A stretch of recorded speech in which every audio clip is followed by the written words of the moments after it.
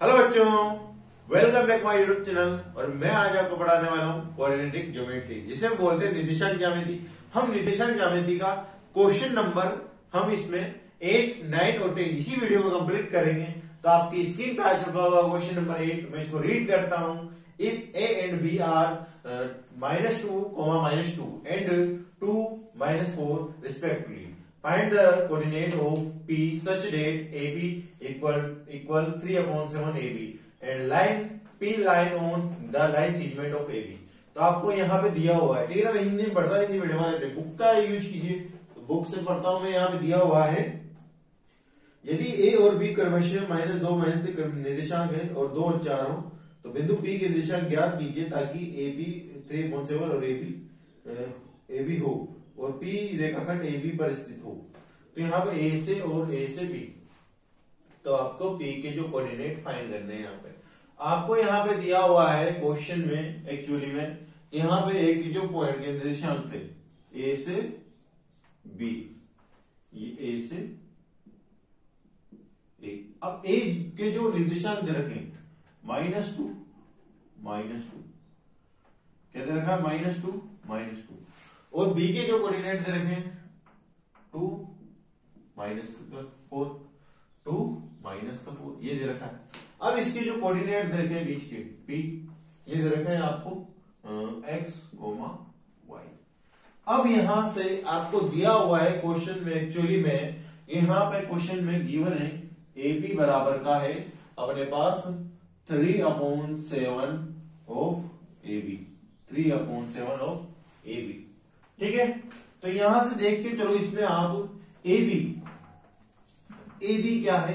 अब AB यहां से देखो। अब मैं AB को नीचे लेके आता हूं। यहां पे AB है, AB को नीचे लेके आया, AB बराबर 3/7।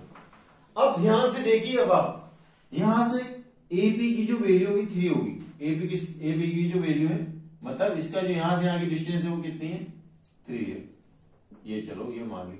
और A से B की जो डिस्टेंस है वो क्या है अपने पास पूरी? वो है 7।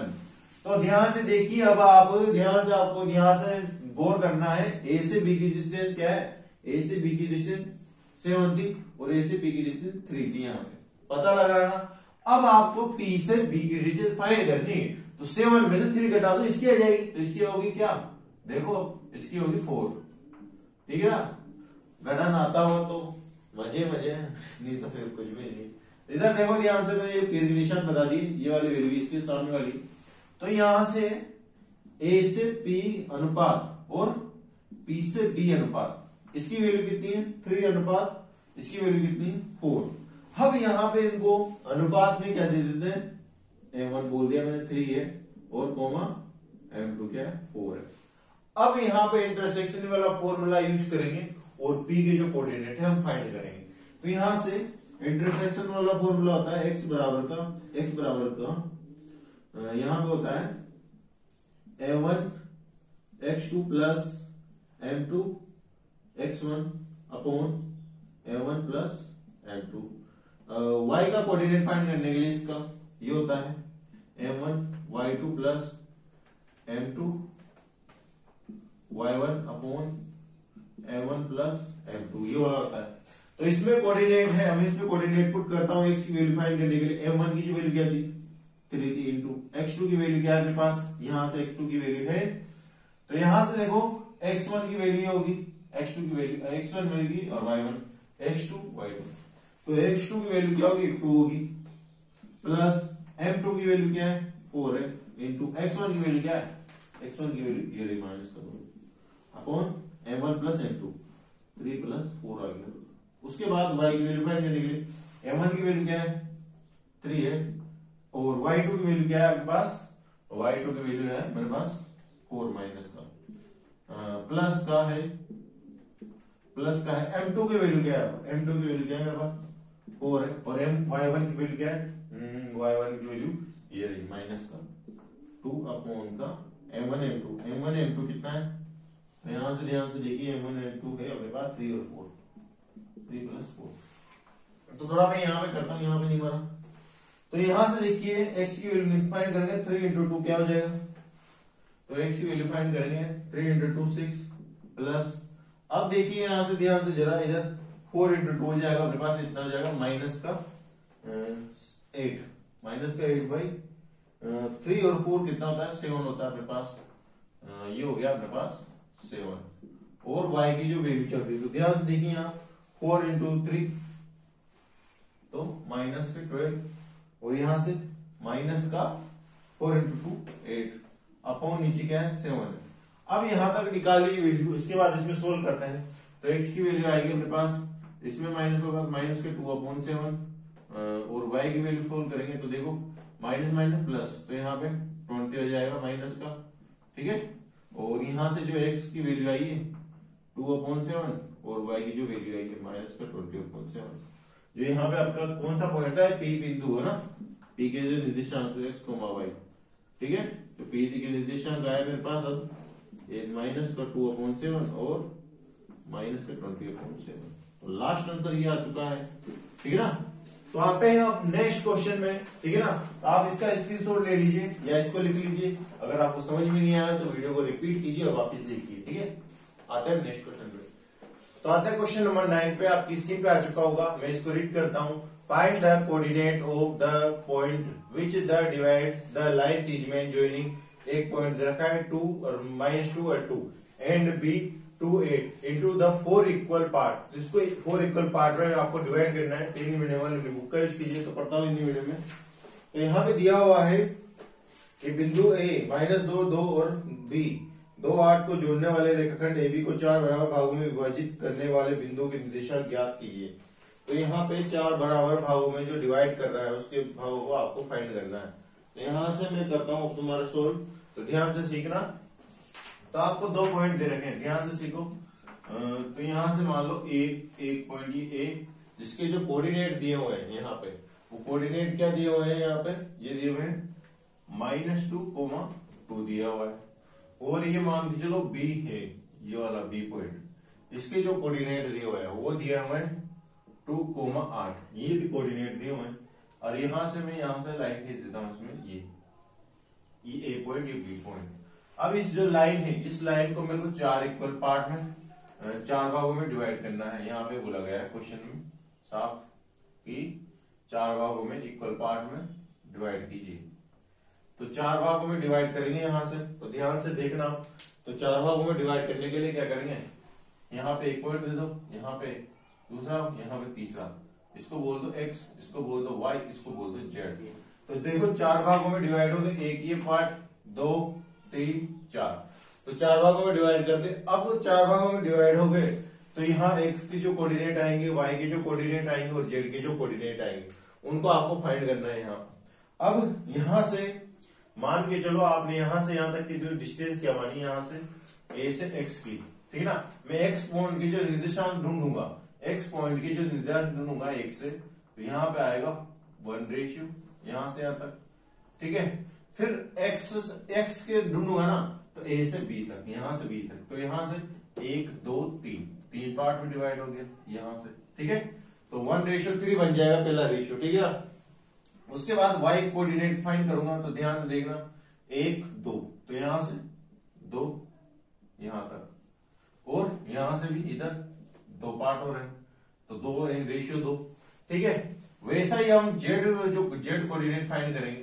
तो z कोऑर्डिनेट फाइंड करने के लिए यहां से ध्यान से देखिए, यहां से कितना पार्ट आएगा, यहां से z से b तक 1 आएगा यहां से, और यहां से z से इधर a तक, तो यहां तक आएगा अपने पास, ये आएगा 3 1 2 3। तो इसे पार्ट में डिवाइड करना है यहाँ पे। तो ध्यान से देखिए, मैंने यहाँ पे क्या लिया, x y z, जो इसमें क्या ले यहाँ पे पॉइंट ले लिए, तो 4 इक्वल पार्टों में डिवाइड हो गया। तो यहाँ पे जो रेशियो बना है, तो यहां पे मैं लिख सकता हूं, हमने लेट, यहां पे लेट बी, हमने लिखा let be the point x, y, z। मैंने यहां 3 पॉइंट ले लिया, x, y dividing by line segment of in a ratio 3,1। तो पहला जो मैंने लिए एक्स वाले कोऑर्डिनेट फाइंड करना है मेरे को, एक्स कोऑर्डिनेट फाइंड करना है मेरे को। देखो ध्यान से, तो मेरे को एक्स कोऑर्डिनेट फाइंड करना है, तो एक्स यहाँ पे इधर से यहाँ से एक आ गया और एक्स से भीतर यहाँ से 3 आ गया, एक्स 3। उसके बाद देखो वाई कोऑर्डिनेट फाइंड करना है, यहाँ से 2 इक्वल पार्ट है, इधर से भी 2 इक्वल पार्ट है, तो 2:2। फिर देखो ध्यान से, यहाँ से जेड कोऑर्डिनेट फाइंड करना है, तो यहाँ से 1 पार्ट है और यहाँ जेड की तरफ से 3, तो यहाँ से 3:1। यहां तक हमने ये वाला फाइंड कर लिया। अब उसके बाद मेरे को क्या करना है, एक्स के कोऑर्डिनेट फाइंड करना है। ठीक है, तो कोऑर्डिनेट फाइंड करने के लिए मैं यहां हिंदी में लिख देता हूं, माना कि एक्स वाई जेड को रेखाखंड में काटने पर बना अनुपात। ये क्या है, बना अनुपात बोले तो रेशियो 1:3, 2:2 और 3:2। ठीक है, तो आपको ये बात याद रखना है। अब आप इसको काट भी सकते हो, देखो यहां से आप 2 को काटोगे तो क्या हो गया 1:1, ये 1:1। ठीक है, ऐसे भी काट सकते हो, नहीं काटना चाहो तो नहीं भी काट सकते, ये भी रखोगे तो भी वही आएगा। तो यहाँ पे मैं यहां से 2:2 था मेरे पास, 1:1 कर देता हूं मैं। देखो यहां से ये भी 2 है और ये भी 2 है, 2 से 2 कट जाता है, 1:1 आ जाएगा ये भी। इसको भी सरल करने के लिए ऐसे कर सकते हो। ठीक है, तो मैं यहाँ पे लिखता हूँ, मेरा है 2:2, फिर मैंने 2 से 2 काटा तो 1:1 आ चुका है। क्यों, क्योंकि मैंने इसलिए किया कि मेरी वैल्यू सरल हो जाए यहाँ पे। ठीक है, अब 1 से तो 3 नहीं कटेगा, 1 से 3 काटोगे तो 3 बाहर ही कटेगा। ठीक है, उसके बाद ध्यान, तो यहां से हमको इंटरसेक्शन वाला फॉर्मूला पता होना चाहिए। तो इंटरसेक्शन वाला जो फॉर्मूला आता है, तो इंटरसेक्शन फॉर्मूला, तो मतलब अंतर्विभाजन सूत्र। अंतर विभाजन वाला सूत्र आपको पता होना चाहिए, जो आगे सोल्व कर सकते हो। तो यहाँ पे अंतर विभाजन वाला x बराबर का होता है m1x2 plus m2x1 by m1 plus m2। ठीक है, ये x वैल्यू फाइंड करने के लिए। अब y वैल्यू फाइंड करने के लिए m1y2 plus m2y1 upon m1 plus m2, ये वाला हो गया। अब इससे अंतर विभाजन होता है, इंटरसेक्शन फॉर्मूले से हम क्या करेंगे, सबसे पहले एक्स कोऑर्डिनेट के जो क्या है वैल्यू फाइंड करेंगे। तो यहाँ पे एक्स कोऑर्डिनेट मतलब एक्स निर्देशांक, एक्स के निर्देशांक। अब एक्स के जो निर्देशांक फाइंड करेंगे, तो ध्यान से देखिए, यहां से एक्स के निर्देशांक में कौन सा रेशियो यूज में आ रहा है, 1:3। देखो यहां से एक्स में, यहां से यहां तक 1 है रेशियो, अब 1 2 3, तो 3 रेशियो यहां से यहां तक। ठीक ना, तो यहां से जो रेशियो यूज में आ रहा है इसको बोलते हैं m अनुपात m2। तो ये है बराबर, ये है इक्वल टू 3:1। ठीक है, तो यहां तो समझ में आ गया होगा, 3 नहीं 1:3। तो यहां से क्या होगा, ये 1:3 है, क्या बोल रहा हूं मैं, तो यहां से 1:3 होगा ये। अब इसमें से मेरे पास m1 की वैल्यू 1 है और m2 की वैल्यू 3 है यहां से। तो यहां से आपको पता होना चाहिए कि यहां से मैं वैल्यू रखूंगा तो a की जो वैल्यू होगी और b की जो वैल्यू होगी। अब इसमें x के जो कोऑर्डिनेट फाइंड करूंगा मैं, देखो x के जो कोऑर्डिनेट फाइंड करूंगा m1 क्या है मेरे पास 1 इंटू x2 क्या है, x2 वहां से b वाला ये रहा x2, तो यहां से इंटू 2 प्लस का। उसके बाद आता है अपने पास m2 क्या है, यहां से देखो 3 है, 3 इंटू, और उसके बाद x1 क्या है, x1 है अपने पास, तो यहां से देखिए x1 आएगा, तो x1 क्या है -2 अपॉन 1+3। उसके बाद हम निकालते हैं y के जो कोऑर्डिनेट आएंगे, इसमें m1 क्या है 1 और y2 क्या है, y2 यहाँ पे अपने पास 8 है, तो यहाँ पे 8 लिख दिया प्लस का, और उसके बाद m2 क्या है 3 है और इंटू y1 क्या है यहाँ पे 2 है, तो यहाँ पे 2 लिख दिया, और m1 प्लस m2 ये रहा 1+3। तो इसको आगे सोल्व करते हैं एक्स के जो कोऑर्डिनेट फाइंड करने के लिए। तो यहां से हो जाएगा अपने पास 2, यहां से हो जाएगा अपने पास, देखो ध्यान से अब, तो यहां से 3 × 2 होगा -6, तो यहाँ माइनस हो जाएगा अपॉन 4।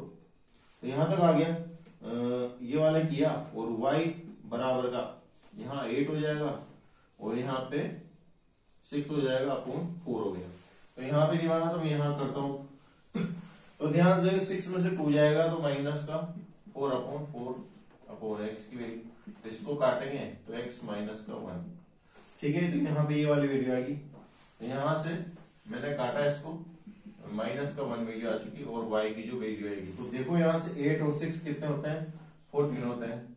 14 मतलब 2 से काटा इसको, 7 बार कटा, यहाँ से 4 था तो 2 आया, 7/2 आ चुका है। जो x के जो कोऑर्डिनेट थे वो क्या है अपने पास, x के ये y का है ना, x के जो कोऑर्डिनेट थे वो आया अपने पास -1 और 7/2, ये दो कोऑर्डिनेट आया x के। ठीक है, तो यहां से पता लगी। अब मैं फाइंड करूंगा y के जो कोऑर्डिनेट है, y कोऑर्डिनेट, y के निर्देशांक। अब y के निर्देशांक फाइंड करने से पहले जो रेशियो की है m1 रेशियो m2 वो क्या होगा। तो यहां से देखिए y के जो कोऑर्डिनेट फाइंड करेंगे a से y तक, तो 2 सेक्शन आ रहे हैं तो यहां से 2 हो जाएगा, और y से b तक यहाँ भी 2 सेक्शन है, 2 हो जाएगा। अब 2 रेशियो 2 है, यहाँ से यहाँ भी 2 है, यहाँ से यहाँ, भाई 2 से 2 कटेगा तो क्या हो जाएगा 1:1। तो यहाँ मैं इसको लिखता हूँ 1:1। तो m की वैल्यू m1 की वैल्यू 1 है, m2 की वैल्यू 1 है, यहाँ ये आपको फाइंड किया। अब यहाँ से अंतर विभाजन वाला फॉर्मूला आपको पता है, उसमें आप वैल्यू रखिए और y कोऑर्डिनेट के वैल्यू फाइंड करिए। तो मैं x के जो कोऑर्डिनेट फाइंड करने के लिए बराबर का m1 क्या है 1 इंटू x2 क्या है, यहाँ से x2 आएगा अपने पास 2, ये वाला रहा, और प्लस का, और m2 क्या है, यहाँ से 1 इंटू, और x1 क्या है, x1 है -2 अपॉन यहाँ से 1+1, ये कर दिया। अब y कोऑर्डिनेट फाइंड करने के लिए तो y कोऑर्डिनेट वाला फॉर्मूला यहाँ पे, तो यहाँ से देखिए अब आप, तो y बराबर का यहाँ से आएगा अब m1 क्या है 1 इंटू, और यहाँ से y2 क्या है, ये रहा y2 8, तो 8 लिख दिया, प्लस का m2 क्या है 1 है, इंटू y1 क्या है, y1 है, यहाँ से ध्यान से देखिए ये रहा 2, तो यहाँ से 1+1, तो x की जो कोऑर्डिनेट है 2 इंटू 2 आ गया यहाँ से। तो यहाँ से देखिए अब मेरे को -2, यहाँ से -2 आ गया, और यहाँ से 1+1 2 आ गया। अब y बराबर का यहाँ पे 8 आ जाएगा, यहाँ पे 2 आ जाएगा, अपॉन 2 हो जाएगा। तो 2 में से 2 गया तो 0, तो यहाँ पे 0/2, उसके बाद यहाँ से 10/2 आ जाएगा, 2 से कटेगा 5 बार, यहाँ पे 0 आ जाएगा, 0 में किसी के बाद देते, तो जो x के जो, अब यहाँ पे किसके कोऑर्डिनेट आए, यह आया अपने पास y के जो कोऑर्डिनेट आया। तो मैं यहाँ पे लिखता हूँ y के कोऑर्डिनेट को, तो मेरे पास y के जो कोऑर्डिनेट आए वो आए मेरे पास 0,5, क्या है यहाँ पे 0,5 आ चुके हैं। तो उसके बाद मैं करता हूँ z के कोऑर्डिनेट। देखो यहाँ से और यहाँ तक 1 2 3 सेक्शन है, तो 3 यहाँ से यहाँ तक के, 3 यहाँ से यहाँ तक के, 3 ये यहाँ से यहाँ तक का 3, और यहाँ से देखो 1 सेक्शन है 1। तो यहाँ पे जो रेशियो बनेगा पहले लिख रखा है मैंने, यहां से मैं लिख देता हूं z कोऑर्डिनेट, मतलब z के निर्देशांक। अब z के जो निर्देशांक होंगे वो देखो अब आपके पास है, मैंने यहाँ पे लिख दिया m1 रेशियो m2 3:1 होगा ये। तो यहां से इंटरसेक्शन वाला फॉर्मूला है, उसकी जगह हम लिखेंगे। तो x का जो x कोऑर्डिनेट फाइंड करने के लिए इसमें, तो x कोऑर्डिनेट m1 क्या है 3 इंटू x2 क्या है, x2 ये रहा 2 प्लस का, उसके बाद m2 क्या है 1 इंटू x1 क्या है -2, यहाँ पे लिख दिया अपॉन 3 1। उसके बाद y कोऑर्डिनेट फाइंड करने के लिए, तो ध्यान से देखिए यहाँ से ये हो गया। अब यहाँ पे y1 ये क्या है 3 इंटू ये y2 क्या है, ये रहा 8 हो गया, प्लस का। अब m2 क्या है 1 इंटू y1 क्या है यहाँ से 2, तो यहाँ से आ गया 3+1। तो अब ध्यान से देखिए यहां से, तो x बराबर का 3 इंटू 2 6 प्लस, अब देखिए यहां से कुछ नहीं करना, तो माइनस है आगे, देखो 2 के आगे माइनस है, तो यहाँ पे 2 के आगे माइनस है, तो यहां से प्लस माइनस माइनस हो जाएगा, तो 2 यहां से आ जाएगा अपॉन 4, ये कर दिया। y बराबर का 8 इंटू 3 तो 24 प्लस 2 अपॉन 4, तो यहां से देखिए x बराबर का यहाँ पे आ जाएगा 4/4, और 4/4 तो 4 से 4 काटेंगे तो 1 आ गया मेरे पास, और y बराबर का यहाँ पे आ गया 26/4, तो यहाँ से 2 बार कटेगा, यहाँ से 3 बार, तो 13/2। जो आपके आए हैं किसके, जेड के जो कोऑर्डिनेट आए थे, जेड के जो कोऑर्डिनेट आए हैं वो आया अपने पास 1 13/2, तो 13/2 यहां से क्वेश्चन ये सोल्व हो चुका है। ठीक है, तो इसको बाद दोबारा मैं बताता हूं पूरा अच्छी तरह से। तो यहाँ पे आपके जो दिया हुआ है, find the coordinate divide the line segment, तो आपके यहाँ पे 4 सेक्शन में इक्वल पार्ट में डिवाइड करना है, 4 इक्वल पार्ट में डिवाइड करना है इसको, तो मतलब यहाँ पे एक x दे दो, इस पॉइंट को y दे दो, इसको z दे दो, इसको इन भागों में डिवाइड कर दिया। अब इन भागों में डिवाइड कर दिया, तो यहाँ से देखो एक पार्ट है, तो यहाँ से 1 दे दिया। x के जो कोऑर्डिनेट, सबसे पहले x के कोऑर्डिनेट फाइंड करोगे तो एक पार्ट है तो 1 दे दिया भाई। यहाँ से अब x की b से काम है, तो यहाँ से इनको नहीं, देखो यहाँ से 1 पार्ट 2 पार्ट 3 पार्ट, यहाँ 3 पार्ट आ रहे हैं, तो यहाँ से मैंने लिख दिया 1 से 3 तक, तो 3 प्लस कर दिया यहाँ पे। अब यहाँ से y का निकालेंगे, तो y में देखो यहाँ से इधर से भी 2 पार्ट है, इधर से 2 पार्ट है, 2:2, अब 2 को काटा 1 आएगा। अब z के फाइंड करेंगे, इधर से 3 लेंगे, इधर से 1 लेंगे, तो यहाँ से कुछ नहीं लिखना, यहाँ पर ये लिखना है कि मैंने एक लाइन चीज में, मतलब रेखाखंड में 3 जो पॉइंट लिए x y z वो 4 पार्ट में डिवाइड कर रहे हैं, जिससे रेशियो बन रहा है अपने पास ये। अब इंटरसेक्शन वाला फॉर्मूला आपको पता होना चाहिए, ये होता है इंटरसेक्शन वाला फॉर्मूला, तो यहाँ थोड़ा मिटर गया है। तो यहाँ से हमको x के जो कोऑर्डिनेट फाइंड करने हैं वही फाइंड करने हैं, m1 और m2, ये रेशियो होता है ये 1 ये है 3, तो ऐसा रेशियो, इस रेशियो में ये जो वैल्यू इसमें पुट करना है वो सारे 1 x y z इन तीनों की वैल्यू निकालनी है, सोल्व करना है। तो आते हैं अब नेक्स्ट क्वेश्चन में इस वीडियो के 10। तो आते हैं क्वेश्चन नंबर 10 पे, आपकी स्क्रीन पे आ चुका होगा। Find the area of rhombus, it is vertex R3 0 4 5 4 5 -1 4 and 2 -2 1, take in order. तो यहाँ पे आपको हिंट दे रखी है, area of rhombus half product of in diagonal. आपको एरिया का जो दे रखा है यहाँ पे फॉर्मूला, इससे बहुत आसानी होगी इसको सोल्व करने के लिए। तो मैं हिंदी पढ़ रहा, हिंदी में दिया हुआ है, एक समचतुर्भुज का क्षेत्रफल ज्ञात कीजिए जिसका शीर्ष इस क्रम में, जो आपको कोऑर्डिनेट दे रखे हैं यहाँ पे, समचतुर्भुज का क्षेत्रफल हाफ इसके विकर्ण का गुण है।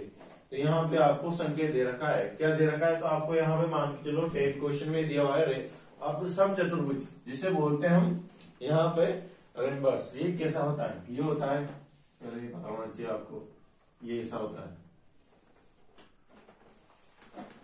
मतलब इसमें क्या होता है, इसमें आमने सामने की जो साइड होती है वो इक्वल होती है, ये वाली साइड इस वाली साइड इक्वल, ये वाली साइड इस वाली साइड की इक्वल, ये पता होना चाहिए आपको। ठीक है, और यहाँ पे इसको बोलता हूँ ए पॉइंट, इसको मैं बोलता हूँ बी पॉइंट, इसको मैं बोलता हूँ सी पॉइंट, इसको मैं बोलता हूँ डी पॉइंट। ठीक है, यहाँ पे मैंने पॉइंट दे दिए। अब आपको जो कोऑर्डिनेट यहाँ पे वर्टेक्स दे रखे हैं, मतलब ये ए पॉइंट की जो कोऑर्डिनेट है, मैंने यहाँ पे कोऑर्डिनेट दिए हुआ है, जिसको मैं दे देता हूँ 3,0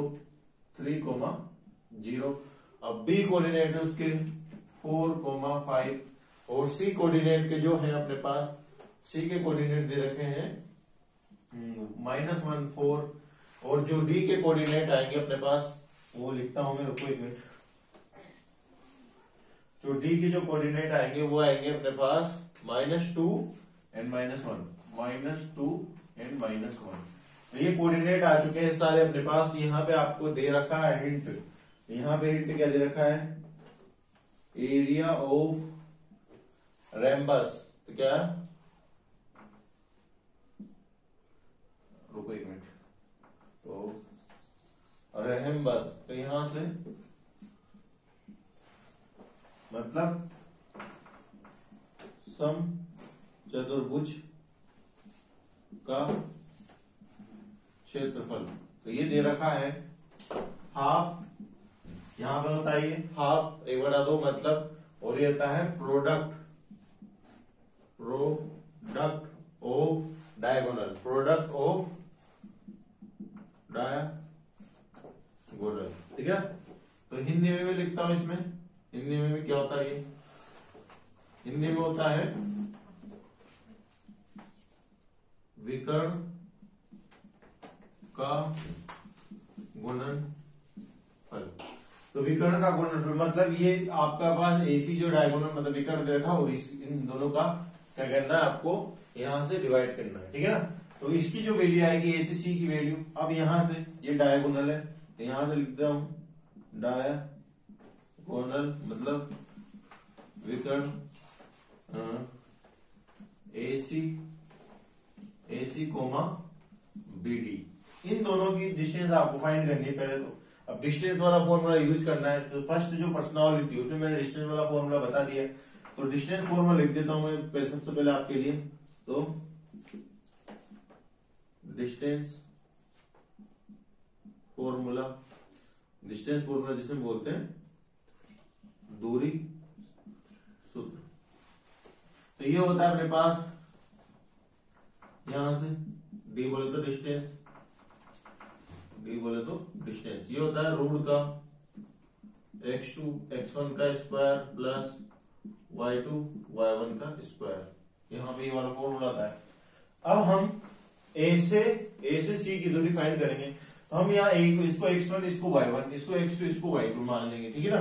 तो यहां से डिस्टेंस फॉर्मूले से ए से सी की जो डिस्टेंस फाइंड करेंगे, तो यहां से अपने पास आएगा, तो ध्यान से देखिए, तो मैंने इसको x1 इसको y1 इसको x2 इसको y2, यहाँ पे x2 आएगा, x2 क्या है -1 है, तो -1 और माइनस x1 क्या है यहाँ पे 3 है, इसका स्क्वायर प्लस का, यहाँ पे गलत थोड़ा टेढ़ा हो गया, इसको सीधा कर लेते हैं, तो प्लस का। अब उसके बाद देखो यहां से y2 क्या है मेरे पास, y2 मेरे पास 4 और y1 क्या है मेरे पास 0, इसका स्क्वायर। तो यहां से डिस्टेंस के फॉर्मूले से AC की जो वैल्यू आएगी, तो यहां से देखिए अब ध्यान से जरा,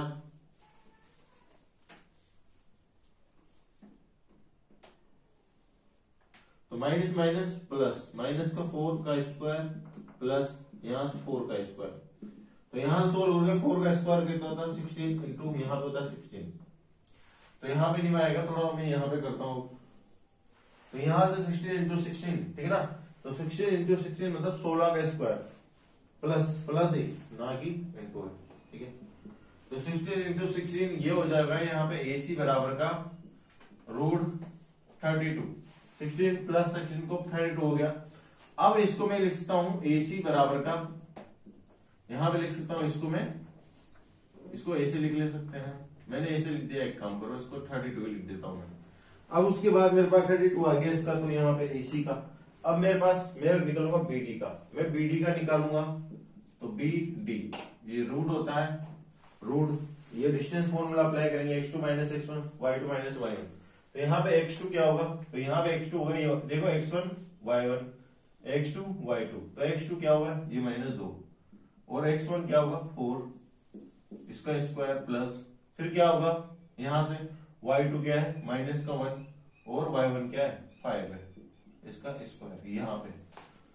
तो B से D की जो डिस्टेंस है वो ध्यान से देखो, माइनस माइनस प्लस, माइनस का 6 का स्क्वायर प्लस माइनस माइनस 6 का स्क्वायर, तो यहाँ पे हो जाएगा BD बराबर का हो जाएगा यहाँ पे 6 का स्क्वायर 36, यहाँ पे स्क्वायर 36, तो BD यहाँ पे जो आएगी आपके पास लास्ट वैल्यू 36 इसको 2 और यहाँ से 2 हासिल गया एंड 2 हासिल क्या गया 1 हासिल गया, और यहाँ से 3 6 72, तो 72 का रूट 72 आ गया, तो B से D की जो वैल्यू आई है रूट आया 72।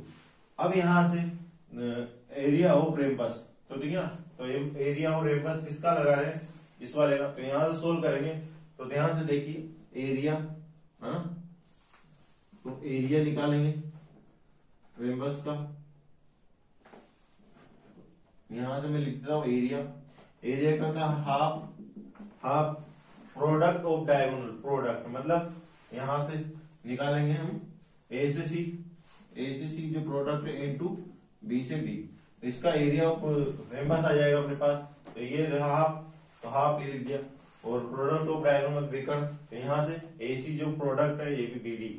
तो यहाँ से देखो हाफ ACC क्या है अपने पास रूट का, यहाँ पे ACC रूट का 32 इंटू यहाँ से 72।